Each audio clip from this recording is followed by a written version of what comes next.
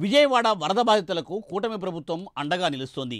బురదతో నిండిపోయిన ఇళ్లను కడిగిస్తోంది, బైకులను రిపేర్లు చేయిస్తోంది. ఇలా అన్ని విధాలా ఆదుకుంటూ AP CM Chandrababu, deputy CM Pawan Kalyan బాధితుల నుండి ప్రశంసలు అందుకుంటున్నారు.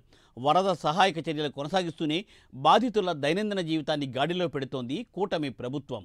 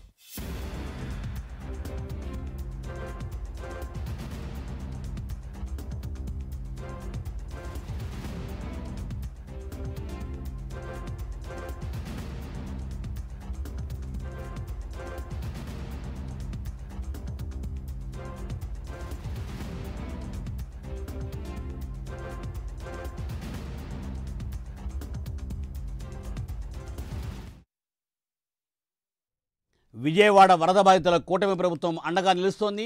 బురదతో నిండిపోయిన ఇళ్లను కడిగిస్తోంది, బైకులను రిపేర్ చేయిస్తోంది. ఇలా అన్ని విధాలా ఆదుకుంటూ AP CM Chandrababu, deputy CM Pawan Kalyan బాధితుల నుండి ప్రశంసలు అందుకుంటున్నారు.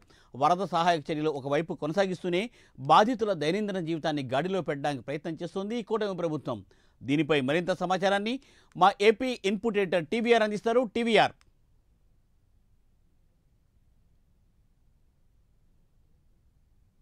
ఇళ్ళని తుడిచిపెట్టుకుపోయినటువంటి సందర్భాలు చాలా చూసాం. అయితే ఈ వరదలో వచ్చిన తర్వాత ఎవరి ఇళ్లకు వాళ్ళు చేరుకోవటం, ఏదైతే సురక్షిత ప్రాంతాలు పునరావాస కేంద్రాల నుంచి తరలి వచ్చిన తర్వాత మళ్ళీ తమ ఇళ్ళు తాము తలుపులు తీసుకొని ఎవరి ఇళ్ళు వాళ్ళు చక్కబెట్టుకోవడం, బురదమయంగా మారినటువంటి ఆ ఇళ్లను సరి చేసుకోవడం, శుభ్రం చేసుకోవడం అనేటటువంటిది కనీసం వారం 10 రోజుల సమయం పట్టేటటువంటి దుస్థితి ఉండేది. అయితే తాజాగా బుడమేరు వాగు పొంగిన నేపథ్యంలో విజయవాడ మొత్తం కూడా అల్లకల్లోలమైపోయింది, జలాగ్రహం తాండవించింది. మరి ఈ నేపథ్యంలో అక్కడ ఉన్నటువంటి దాదాపుగా విజయవాడలో సగం ప్రాంతం ఈ విధంగా ముంపునకు గురైంది. ముంపునకు గురైన నేపథ్యంలో అక్కడ ఉన్నటువంటి పరిస్థితులు మనం చూస్తే కనుక చాలా హృదయ విదారకంగానూ ఉన్నాయి. మళ్ళీ ఇక్కడ ఉన్నటువంటి జనాభా కోలుకోవడానికి చాలా సమయం పడుతుంది. ఇప్పుడిప్పుడే పరిస్థితులు సర్దుమణిగేటటువంటి అవకాశం లేదనేటటువంటి అందరూ భావించారు. అయితే వరదలు, ముంపు ఇవన్నీ కూడా 2-3 రోజుల్లో తగ్గిన మీదట అక్కడ ఉన్నటువంటి పరిస్థితి నార్మల్ స్టేజ్కి రావడానికి 24 గంటల సమయంలో అన్నీ కూడా సర్దుమణిగినటువంటి పరిస్థితి. ఫైర్ ఇంజిన్లు, అలాగే ఈ గ్యారేజీలు, ఇలాగనే ఎలక్ట్రికల్ రిపేర్లు ఇవన్నీ కూడా ఇళ్ళకి వచ్చేసాయి. ఎక్కడికక్కడ గ్యాస్ స్టవ్లు బాగు చేసేవాళ్ళు ఓవైపు, వెహికల్స్ బాగు చేసేవాళ్ళు ఒకవైపు, 4 వీలర్స్ని తీసుకెళ్లే వాళ్ళు ఓవైపు.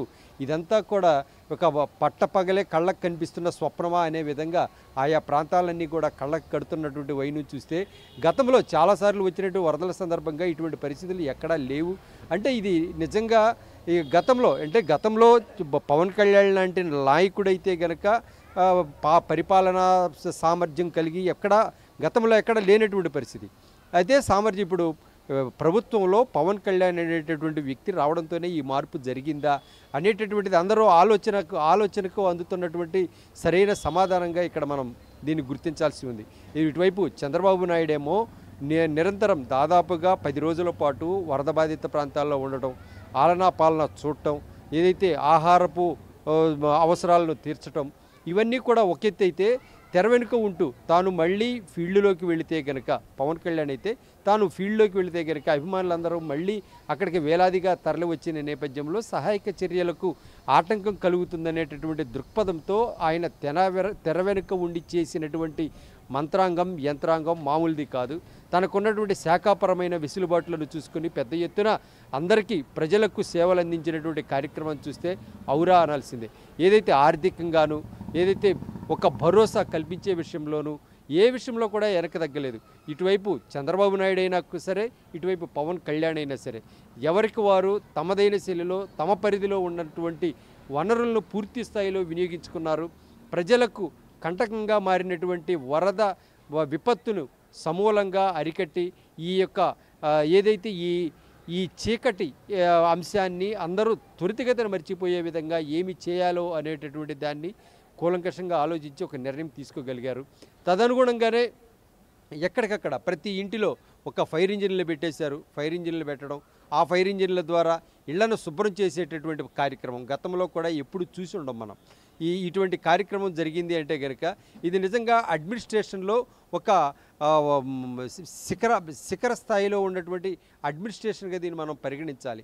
ఏదైతే ఒక ఇల్లు పాడైపోయి బురదలో కూరుకుపోయినటువంటిని సరిచేయటం కోసం ఒక ఫైర్ ఇంజిన్తో దాన్ని ఏర్పాటు చేయడం, ఇలా ఫైర్ ఇంజిన్లు దాదాపుగా డజన్ల కొద్ది ఫైర్ ఇంజిన్లు ఆ ఏరియాలో చక్కర్లు కొట్టడం, కొన్ని ప్రాంతాల్లో వెహికల్స్ కూరుకుపోతే బుల్డోజర్లు అలాగే జేసీబీలు ఇవన్నీ కూడా వచ్చి పడడం, ఇవన్నీ కూడా వరద బాధిత ప్రాంతాల్లో ప్రజలకు ఒక ఉత్సాహం అనేటటువంటిది.